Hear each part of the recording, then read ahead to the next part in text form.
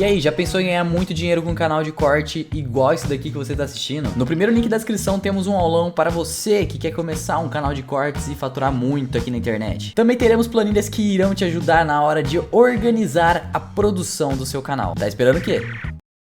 A primeira medida, o primeiro anúncio que eu fiz quando, vamos dizer assim, foi oficializada a minha candidatura, é que nós teremos um ministério paritário, 50% de homens, 50% de mulheres e negros. Não, 50% a gente não consegue ainda, mas e negros. E que os únicos requisitos seriam e são a honestidade e ter capacidade.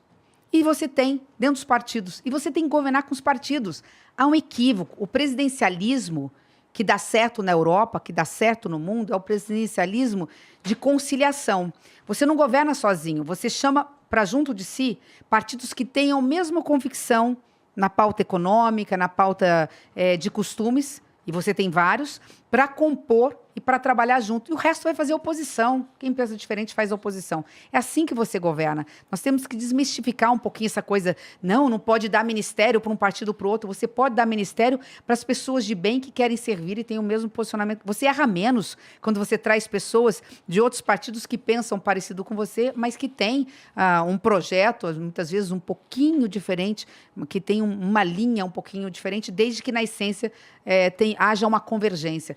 Então, não vejo dificuldade. Repito, mais uma vez, só uma candidatura de centro que consiga dialogar com a esquerda e com a direita tem condições de apresentar um projeto de governo para o país e efetivar reforma administrativa, reforma tributária, aprovar projetos de transferência de renda e aprimorar esses projetos e que assuma o compromisso com o fim da reeleição. É, isso que eu ia falar, é uma gestão que não está tentando se reeleger, né? Porque realmente... Dá transparência no orçamento secreto.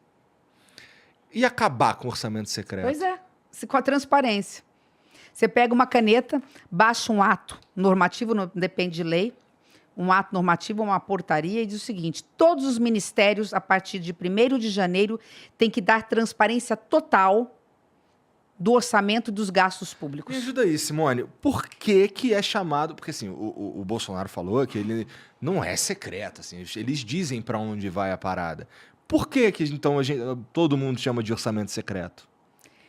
Primeiro, o que é o orçamento secreto? O Congresso Nacional, dinheiro em cima da mesa, dando sopa, você vai usar para alguma coisa, não é? Como o governo federal não tem um Ministério do Planejamento, não tem orçamento, não sabe o que quer fazer com o país, ele não tem programa de governo, ele não tem planejamento. Qual é a grande política pública, programa de Estado do governo federal? A grande novidade. Largou as casas populares para quem ganha até um salário mínimo e meio, não executou executou 2%, não tem política. Então ele não sabe onde ele quer chegar. Ele não explica onde ele quer chegar, nem para o Congresso Nacional. Então, o orçamento fica lá, nós é que votamos.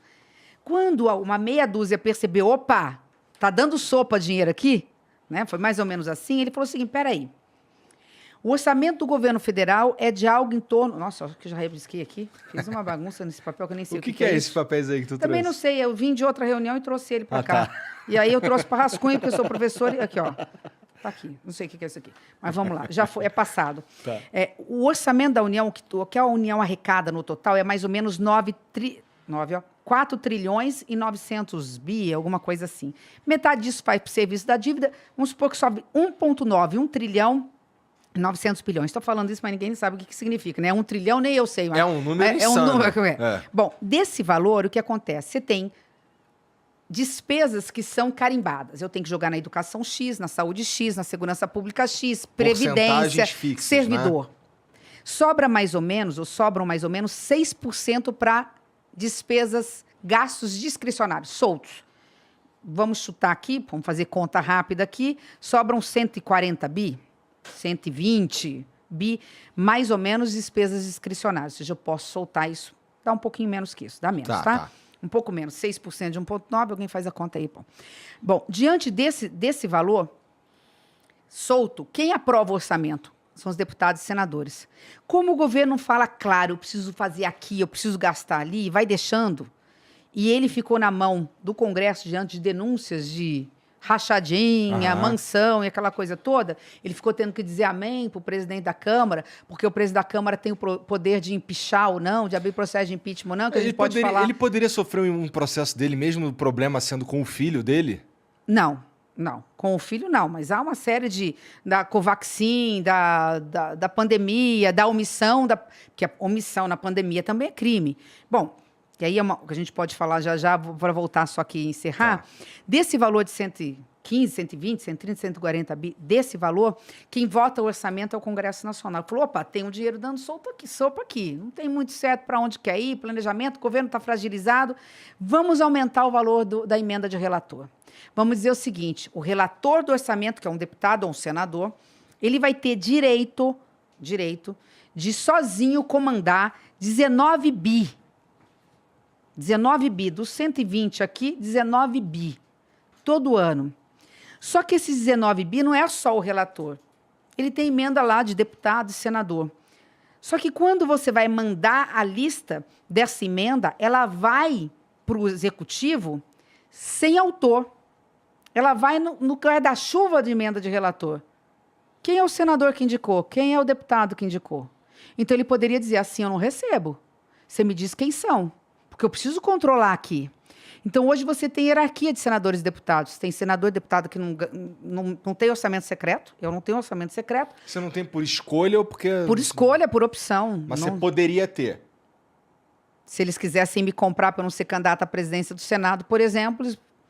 Não vou entrar em detalhes, se me ofereceram ou não me ofereceram, porque eu não tenho como provar. Tá bom. Então, como eu não tenho como provar, não quero receber um processo mas aqui. Mas não é uma questão de, quero usar. Não é assim. Você meio que é oferecido.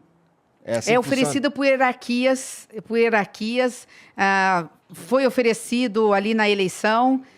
Eu não estou falando nem de motivo, Simone. É só porque assim, eu realmente não entendo como é que elas chegam na mão do senador, do deputado. Senador, deputado tem hierarquia, é líder, tem maior poder, vamos receber um pouco mais, vamos passar um pouco mais. Então, você tem hierarquia.